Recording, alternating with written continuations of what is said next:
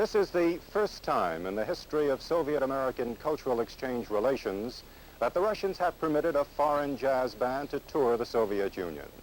And it was obviously an extremely difficult decision for the Russians to make. For the interest in jazz among the Russian people has been enormous.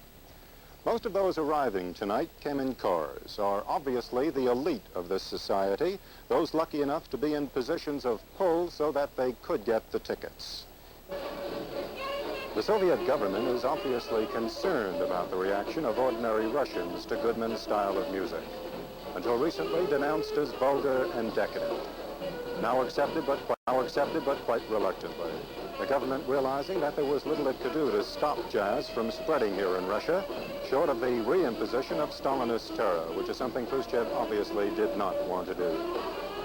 It took years for the State Department to convince the Russians that Goodman's jazz was not sinister. Certainly not as sinister as Stalinism, but Soviet agreement was difficult to get. But tonight, adding their prestige to the opening night's performance, the very top leadership of the Soviet Communist Party appearing, quite surprisingly, led by Mr. and Mrs. Nikita Khrushchev. Next to Khrushchev, American Ambassador Thompson and his wife, and further down the line, Kozlov and Mikoyan.